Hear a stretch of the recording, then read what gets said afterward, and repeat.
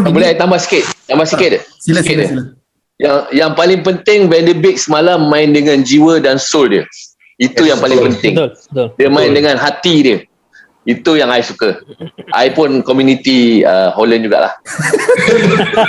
Jual beli Holland lah.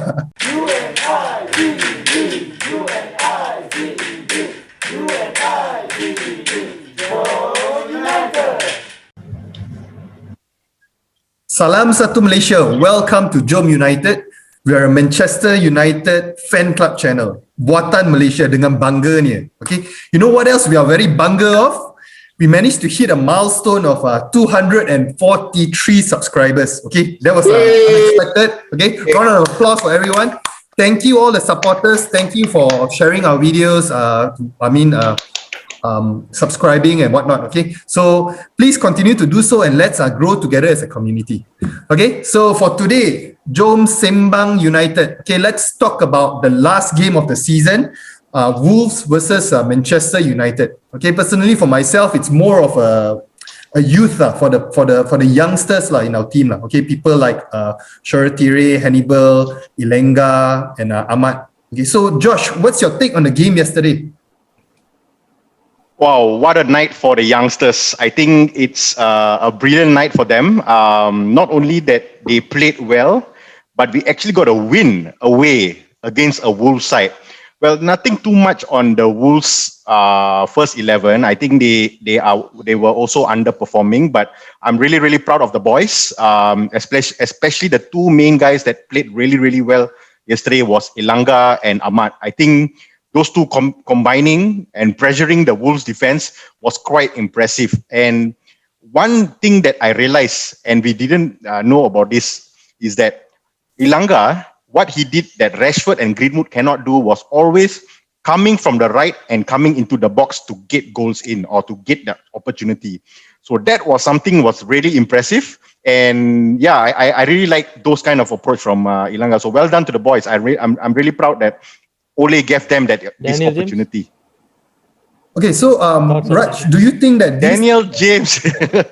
Let's not talk about Daniel James first. Let's forget about because we are running out of we've got not much time, so we save it for the juicy stuff lah. Okay, so Raj, do you think that these current youngsters, right, they have potential to carry the batch next season? Because again, this particular game, no pressure. Number 2 spot is already sealed. So do you think they can perform carrying our batch under pressure and going for the league title? They can perform as a unit when called upon in, I think, against the teams in the lower half of the league or teams who actually are quite weak at the back. They will be fine. But you need experienced players to actually carry the team through a season. Like our squad depth is still questionable. And there are still some of those youngsters like Shoutout and also Hannibal who could do with a good loan spell. I think Amad Diallo deserves a shout out into the first team next season. He deserves more game time. And please, for the love of God, give Van de Beek more game time as well. And also Anthony Ilenga probably could benefit from a loan spell, or Ole might just want to do a Greenwood with him. Is what I would term it as. I agree on the Ahmad because Ahmad, among all the youngsters, I think that guy he's very solid the way he plays and the way I think mentally to be playing in a senior team like that, I think he's doing pretty good. The other guys are still a bit shaky, but then like you said, probably they need some loan time out. Okay, talking about experience wise and the senior players and whatnot. Okay, let's give a shout out to Juan Mata. Okay, fantastic penalty shot yesterday. Okay, and then this could be the end of his career in Manchester United. So, Mark, what do you think about Juan Mata as a servant of the club for, I think, about almost 8 years? Yeah, close to 8 years. 7 years, I want to say it's 2014 when he joined the club. I brought with him a wealth of experience, to be honest. And it's quite sad to not see him being played as much, but I think Ole also has said that he has had some personal issues as well throughout the season, and and I think overall also maybe it's a bit hard to see him fit into the entire structure as well. But nevertheless, when he played yesterday, he made his presence felt, definitely, right? Just penalty alone, cool, calm, collected. You knew he had it, He knew he was going to score even before he took the shot. Just absolutely so calm. And in all honesty, I feel the younger players can definitely benefit from his experience. But let's see how it goes, because he's already one of the highest paid players in the club. I think given his age and the role that he can potentially, the active role that he can potentially play in the club as well is quite limited, given the way Ole is playing the game.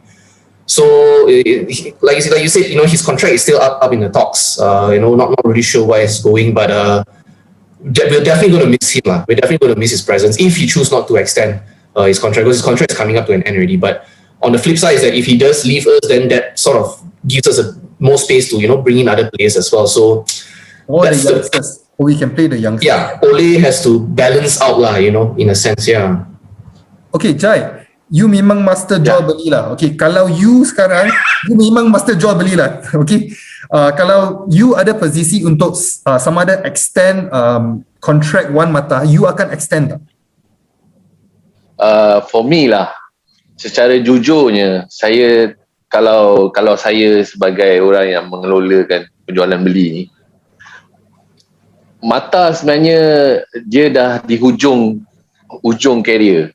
So that means untuk English Premier League punya standard, dia memang tidak dinafikan dia bagus, experience, but English Premier League ni dia lebih more pada physical dan stamina juga kena diambil kira. So for me, stamina dia agak orang kata mungkin kita boleh movekan dia keluar daripada Man United lah. So tak perlu ada lagi lah rasanya. Atau kalau kita bagi dia sebagai coach juga okey juga kan? Untuk Since coach dia ada dia punya presence dia untuk team, untuk all the team, dia punya vibe, dia punya aura memang amat diperlukan lah. Sebab dia bukan macam Cavani tau. Dia bukan posisi macam Cavani, is a striker. Dia midfield. So midfield ni memang vibe dia memang ada lah. But for the stamina untuk dia nak harungi all the game memang kurang lah. So untuk ke coach, okay, fine, boleh.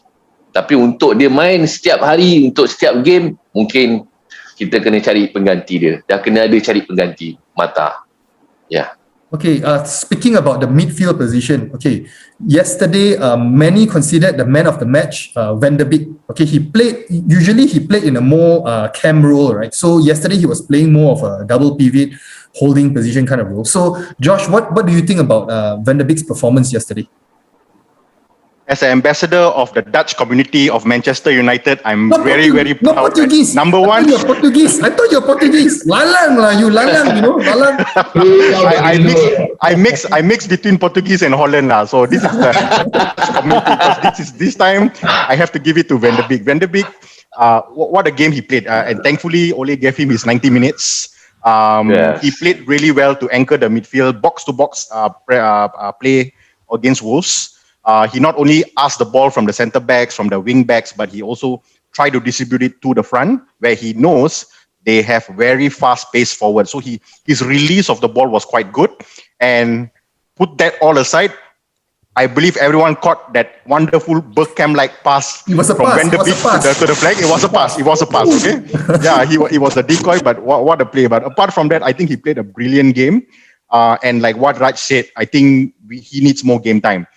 And for me on that game against Wolves, he's arguably second to the man of the match, because I would give it to Alanga because of all his positioning towards the whole 90 minutes. But Van de Beek played a very, very influential role, and he proves himself yesterday that he can play the CDM or the double pivot role. And I really hope, even if McFred is both able to start, give Van de Beek a chance, because he is no stranger to this tournament to start with, and he knows what to do. So, Ole, to you out there, let's hope that he starts, because he will be someone that is very pivotal for the final. This one boleh tambah sikit. Sila. Yang paling penting, Van de Beek semalam main dengan jiwa dan soul dia. Itu yang paling penting. Betul. Dia main dengan hati dia. Itu yang I suka. I pun community Holland jugalah. Jual beli Holland lah.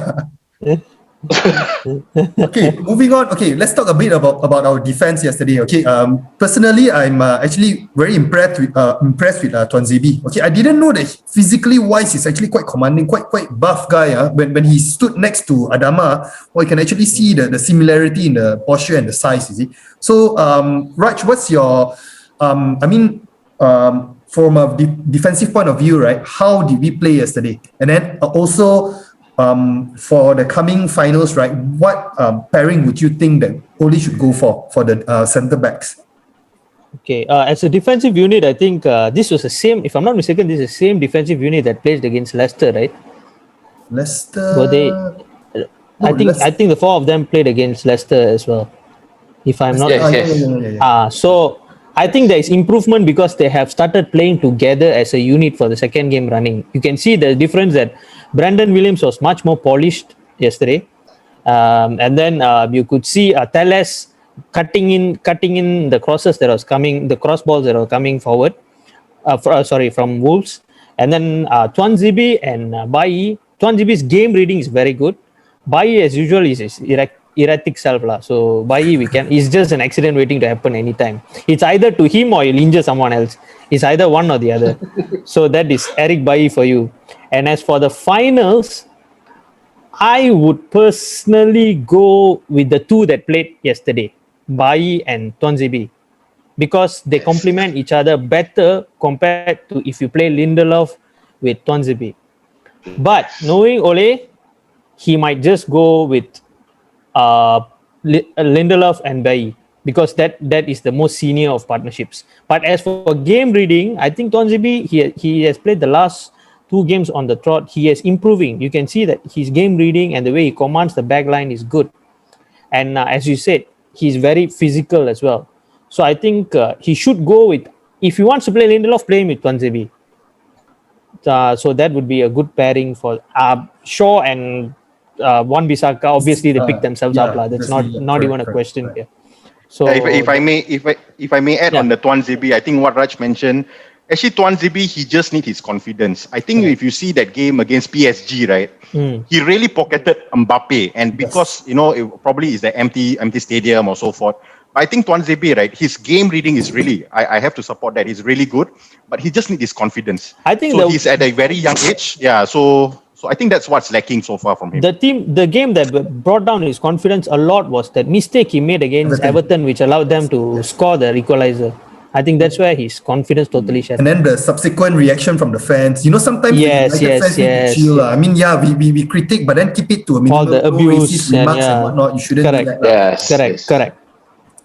Okay, so since yesterday was the last game of the season, okay, Mark, what do you think of our overall, I would say, how would you grade our season now? Okay, let's not talk about the Europa League first. Let's grade our season as a team. Over 10, how would you grade our performance? Over 10? Actually, I would give them a B. There's ABCD, right? I think I'll give them a B. ABCD.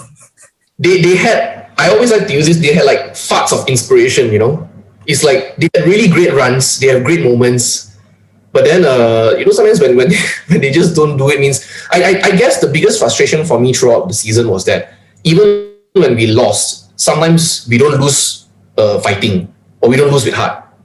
Like if you fight, you really like play all out and you lose, hey, cool, no worries, man. It's all about, the game is all about that. It's not about winning 38 games in a season.